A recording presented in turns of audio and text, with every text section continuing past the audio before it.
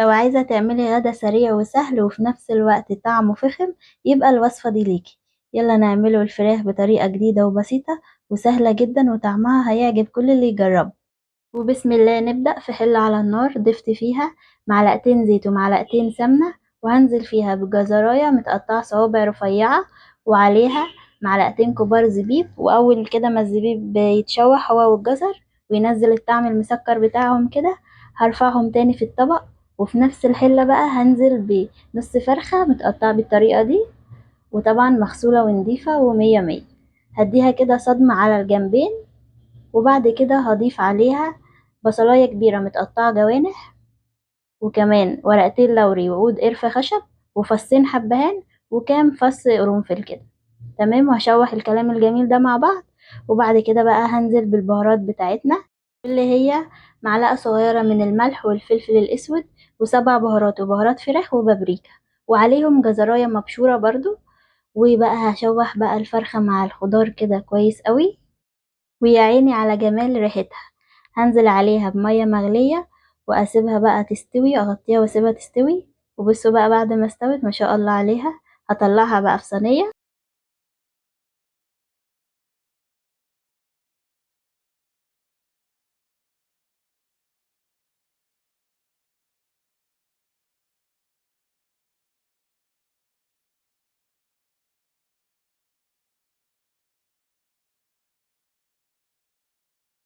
عشان الفراخ تاخد اللون التحفة اللي شفتوه، عندي طبق هضيف فيه معلقة صلصة ومعلقة زبادي ومعلقة صغيرة بابريكا ورشة ملح وفلفل اسود ومعلقتين زيت. هقلبهم كويس قوي مع بعض وهدهن بيهم الفرخة الجميلة بتاعتنا وادخلها بقى تحت الشواية تاخد وش جميل.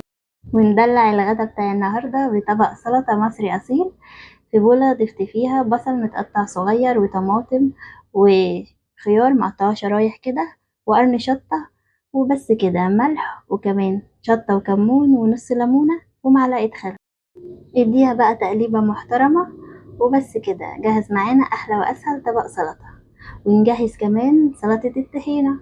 معايا هنا طحينة هضيف عليها معلقة زبادي ومعلقة صغيرة كده توم مهروس وملح وكمون وشطة ومعلقة خل وعصير نص ليمونة ومعلقة زيت.